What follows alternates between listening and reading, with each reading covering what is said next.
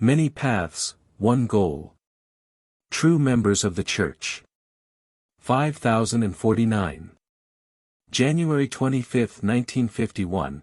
Complement each other but do not separate, walk together but do not take different paths if you all have the one goal to reach me, to behold my countenance and to be blissfully happy in eternity.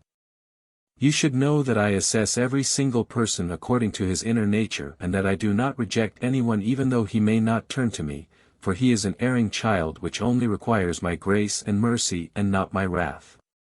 Hence I will also help all misguided people and gently push them onto the right path which leads to me.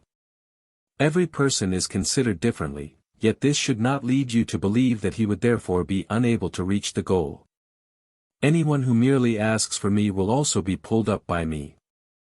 Therefore do not fight against each other but fight together in the last battle on this earth. Then there will only be one troop for me whose commander-in-chief I am. Who believe in Jesus Christ and therefore have his name imprinted on their forehead. I only take notice of one thing, and that is of importance, namely to what extent their faith is alive.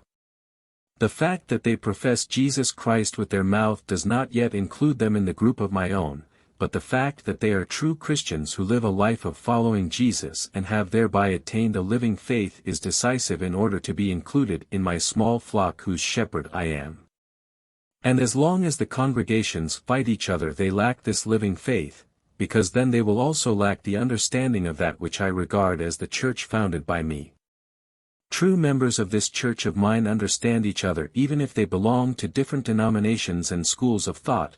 True members try to find each other and are happy to have found themselves, and true members are in innermost contact with me myself because they desire my word and also recognize it as the right food and drink. True members of my church are not offended by outward appearances and attach no importance to them either, but they are permeated by love for me as well as for their neighbor.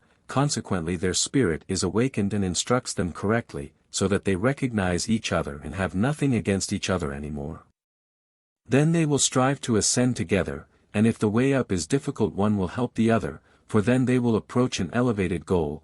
They will return to the Father's house and I will come to meet them and show myself to them, for I will draw near to anyone who genuinely desires me. I will approach them as a friend and brother and draw all my children to my fatherly heart, never ever letting go of them again. Amen.